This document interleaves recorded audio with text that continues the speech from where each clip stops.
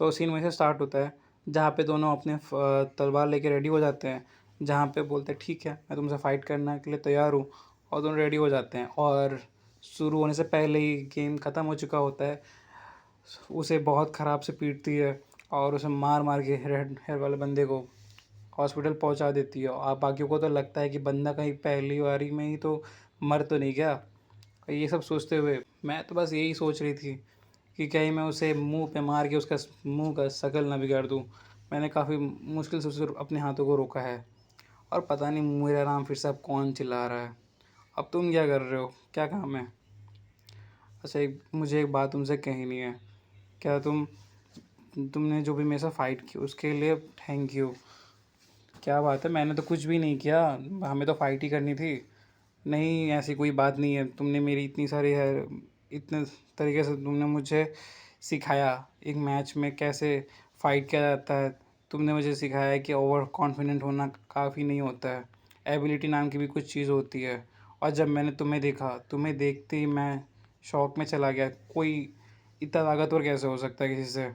और तुम्हें जैसे मैंने देखा है, तुम्हारे अंदर कुछ अलग ही बात है, तुम काफ़ी ही अलग लेवल की हो। और इतना पावरलेस मैंने कभी किसी के लिए फ़ील नहीं किया जैसे जब मैं तुमसे फ़ाइट किया। मैं खुद को काफ़ी ही कमज़ोर मान रहा हूँ उसके बाद से। अच्छा रुक जाओ, ऐसे मत बोला करो। क्या बात है, आपको अच्छा नहीं लग रहा क्या ये बातें? नहीं, मुझे बहुत पसंद है ये सारी बातें। बट फिर भी अब छोड़ो, ये सब बातें ख़त्म हो गई है, अब फ़ाइट ख़त्म हो चुका है। तो क्या तुम मेरे साथ खाना खाना चलोगे? और हो सके तो मेरा एक फ्रेंड भी है, और ये फ्रेंड अपना एडम रहता है। वैसे ये बोल ही रही होती तभी हमारा एडम बीच में आ जाता है और पूछता है क्या मेरे बारे में क्या। और ये सुनते ही अपनी सोफ़िया की तो काफ़ी ही ज़्यादा फट जाती है, क्योंकि कोई भी अचानक से उसके मुंह के सामने आ जाएगा जब बात कर रहा होता है, उसके दिल की धड़कन बढ़ जाती है काफ़ी ज़्यादा। और यहाँ पे सीन थोड़ा ऑकवर्ड होने ही वाला होता है, जहाँ पे वो गुस्से में पूछता है, क्योंकि ये दोनों के चक्कर में सोफिया उसे भूल जाती है, ज़्यादा बात नहीं कर पाती है। तो उसे लगता है कि दोनों इग्नोर कर रहे हैं। ये लड़का देख रहा होता है इन दोनों को और पूछता है, और फिर अपने बारे में इंट्रोड्यूस करता है कि हेलो। वो दोनों मिलके करते हैं, जहाँ पे ये दोनों बातें कर रहे होते हैं। और वहीं पे अपनी सोफिया इन दोनों को देख के अलग ही मज़े ले रही होती है। मैंने उसके तो रोंगटे खड़े हो जाते हैं। फिर से वो अपना वो खुफिया दिमाग लगाने लग जाती है। सोचती है कि फिर अब इन दोनों के बीच में कुछ ना कुछ होएगा, फिर से कुछ केमिस्ट्री बनेगी और इन दोनों के बीच में फिर से रोमांस होएगा, किसेस होंगी, बहुत कुछ होएगा। और ये सोचते हुए और ये पक्का श्योर करती है कि सर मैं इन दोनों के बीच में बिल्कुल नहीं आऊँगी।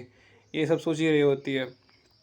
फिर हमें फाइनली दिखाया जाता है जहाँ पे खाना खाने का जगह होता है, वहाँ पे सब बैठे खाना खा रहे होते हैं, जहाँ पे जो अपनी सोफिया होती है अकेले बैठे खा ही रही होती है। तभी अपना एडम उसके पास आ जाता है और उससे पूछता है कि क्या हो गया, तुम खाने नहीं गए एडम?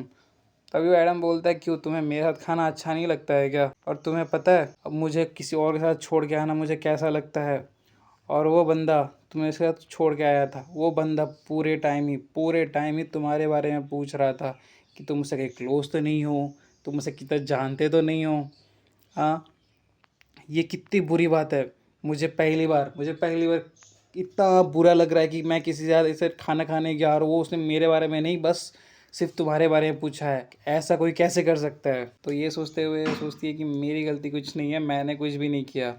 आई थिंक ये इसलिए हो सकता है क्योंकि जो हैज़न है उसका थोड़ा अलग थिंकिंग है। वो ऐसा सोचता है कि उसके जो भी स्ट्रांग पर्सन होता है, हैज़न उसी को रेस्पेक्ट करता है। जैसे उसके अब तक का सबसे स्ट्रांग पर्सन उसकी मॉम थी, उसके बाद रिचर्ड आया जो रेड हेयर बंदा था, उसके बाद जैसे मैंने उसे हराया है, उसके बाद से आई थिंक वो मेरे को काफ़ी ज़्यादा ही पसंद करने लग गया है, क्योंकि मैं काफ़ी ज़्यादा ताकतवर हूँ। इसलिए शायद उसने तुम पे ध्यान नहीं दिया होगा ठीक से। तभी एडम गुस्से में पूछता है तो क्या हो गया, बस वही तो बंदा नहीं था, और भी तो बंदे होंगे ना, तुम किसी और के बारे में बताओ मुझे। तो मैं क्या बताऊँ, अब मैंने मुझे एक का याद है, हाँ एक और है, तुम्हें उससे मिलना है तो बताओ। वो एक रेड हेयर का बंदा है, उसे तुम्हें पसंद आएगा, वो भी काफ़ी हैंडसम दिखता है। और ये जब ये सब बातें हो रही होती है तभी अपना Richard, I mean red hair बंदा, वो ढूंढे जा रहा होता है, पागलों की तरह ढूंढे जा रहा होता है। वो पगला जाता है, उसे बस फिर से अपनी सोफिया के साथ लड़ाई करना होता है, ढूंढे जा रहा होता है। और यहाँ अपनी सोफिया खाने के लिए बैठी होती है और खाना खाने जा ही रही होती है। उसे मतलब जैसे बोल सकते हैं सोफिया अपनी कोरिया से है और कोरिया के लोगों को खाने के लिए ही जीते हैं और ये सब कुछ खा सकते हैं, तो खा ही रही थी। तभी अचानक से हमारा एंट्री होता है रेड हेयर बंदा का।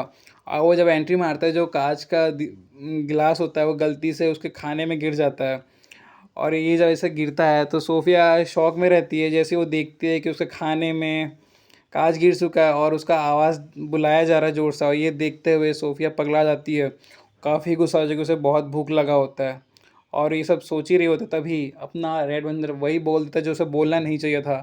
वो डायरेक्ट मुंह खोल के बोलता है कि चलो मेरे साथ फाइट करने चलो, हाँ मैं कब से तुम्हें ढूंढ रहा हूँ। ये सब बोल ही रहा होता, तभी अपनी सोफिया काफ़ी ज़्यादा ही गुस्से में आ जाती है कि आज तुझे कोई नहीं बचा सकता, आज तो काश तू ख़त्म है। मैं सब कुछ बर्दाश्त कर सकती हूँ बट खाने के साथ मजाक मस्ती नहीं, वो भी खासकर मेरे। आज तू इसी बटर नाइफ के साथ ही तू मरेगा, मैं उसे तुझे इसी से काट डालूंगी। और जो जिस नाइफ को पकड़ी होती है खाने वाले की, जिससे बटर निकाला जाता है, और उसके अंदर वो इतना माना डालने लग जाती है कि काफ़ी ही ज़्यादा उसके अंदर से वो एनर्जी ओवरफ्लो होने लग जाता है। बाकी लोग ध्यान नहीं दे रहे होते बट हाँ उसका पावर काफ़ी ही ज़्यादा इंटरेस्टिंग लग रहा होता है और वो बता रही होती है कि मेरा नाम मीना सॉन्ग है, तुम्हें क्या लग रहा है। और अपना रेड हेयर बंदा वो अलग ही पगला गया होता है, उसे तो बस खाली फाइट करनी होती है, तो बस बोल रहा होता है मुझे कोई फ़र्क नहीं पड़ता, तुम चाकू लेके आओ कुछ भी लेके आओ, बस मुझे फ़ाइट करनी है। और ये सब बोल ही रही होती है। इधर से अपनी सोफिया वो बहुत ज़्यादा गुस्सा हो जाती है और बता रही होती है कोरियंस को अपने खाने के प्रति कुछ ज़्यादा ही लगाव है और ये मजाक वाली बात बिल्कुल नहीं है। अब तुम्हें कोई नहीं बचा सकता। और फिर से हमें दिखाया था खाना जिस पे उसका शीशे पड़े होते हैं, वो खा नहीं पाती है। अब रेड हेयर बंदे ने उसे अगर डिस्टर्ब कर ही दिया है तो अभी पता चलेगा हमें कि अब क्या हो सकता है। अब अगर आगे जानना चाहते हैं तो इस पे बने रहें और हो सके तो लाइक और सब्सक्राइब, और हो सके तो थोड़ा सा कमेंट करें, मुझे भी थोड़ा मोटिवेशन मिलेगा और मुझे भी थोड़ा अच्छा लगेगा क्योंकि मैंने बहुत टाइम के बाद ये स्टार्ट किया है। So that's all for today guys.